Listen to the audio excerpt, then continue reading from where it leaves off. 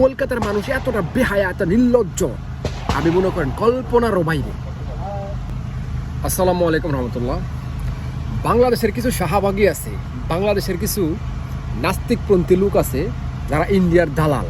তারা এখনও ৭১-এর চেতনায় পড়ে রয়েছে। ১৯৭১ সালে সেই চেতনায়, আজ থেকে ৫৫ বছর আগের চেতনায় তারা পড়ে রয়েছে। আমি মানি পাকিস্তানের কারণে আমার দেশে একটা যুদ্ধ হয়েছে, আমার দেশে নির্যাতন হয়েছে, আমার দেশের মা বোনদের ইজ্জত লুণ্ঠন হয়েছে, আমার দেশে প্রচুর মানুষ মারা গেছে। আমি এটা স্বীকার করি, এটার জন্য তীব্র নিন্দা ও প্রতিবাদ জানাই। আমি এখনও পাকিস্তানিকে ঘৃণা করি, এখনও ঘৃণা করি এইটার জন্য। কিন্তু এইটার পিছনে মূল দায়ী ছিল হচ্ছে ইন্ডিয়া স্বার্থ হাসিল করার জন্য ১৯৭১ সালে যুদ্ধ বাধাই দিয়েছিল পাকিস্তানের সাথে, আমাদের সাথে। এখনো এই ৫৫ বছরে, যুদ্ধের পরবর্তীকালে ৫৫ বছরে ইন্ডিয়া আমাদেরকে দাবায় রাখার জন্য, ইন্ডিয়া আমাদের দেশকে ধ্বংস করার জন্য যে পায়তারা করতেছে, এটা মনে করেন মানে বইলে একটা বাঙালির সাধারণ নলেজ থাকলে বাঙালি এটা বুঝবে। আমার দেশে যখন পানির প্রয়োজন হয় তখন তিস্তা মুখ বন্ধ করে দেয়। আমার দেশে যখন বন্যা কবলিত হয়ে পুরো দেশ বন্যায় পানিতে ভাইসে যায়, তখন তারা পানির মুখ ছেড়ে দেয়। আমার দেশ যেন আরো ভাইসা যায়, আমার দেশ যেন আরো উন্নত না করতে পারে। তারা আমার আকাশ ব্যবহার করে প্লেন চালাইব, কোনো ট্যাক্স দিবে না। শেখ হাসিনার আমলে কোনো ট্যাক্স পায় নাই, বর্তমানে পাইতেছে।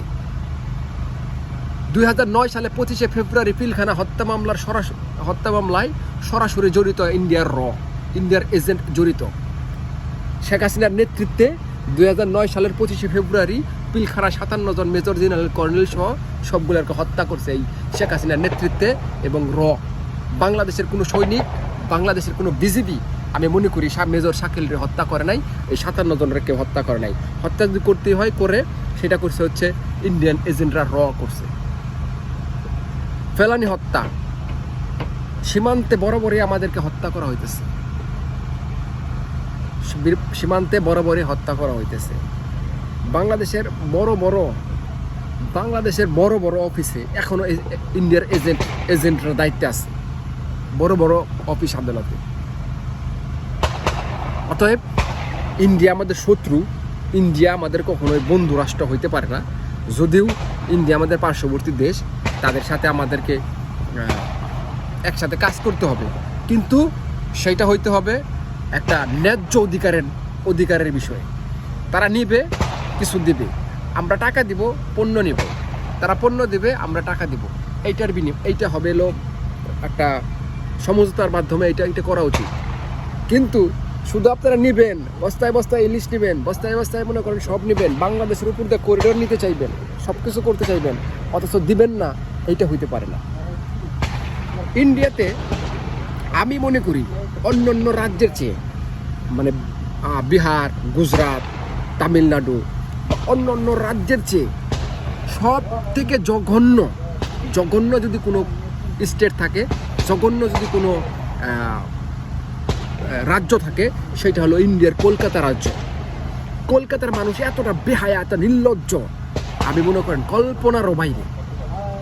ইন্ডিয়ার অন্য রাজ্যের মানুষগুলো ভালো, তাদের সাথে আমি কাজ করছি, মস্কোতে কাজ করছি, তাদের সাথে পরিচয় আছে, তারা ভালো।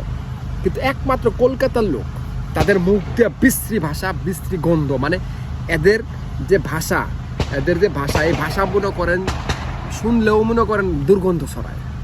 এদের যে মুখের ভাষা, এরা তো মনে করেন কি বলবো, নোংরা একটা জাতি ইন্ডিয়ার।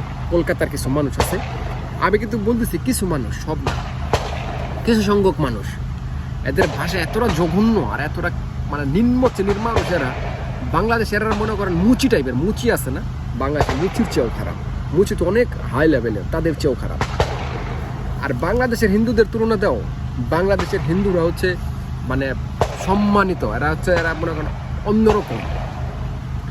বাংলাদেশের হিন্দুরা, এদের তুলনা ওই ইন্ডিয়ার হিন্দুদের সাথে দিলে হইব না।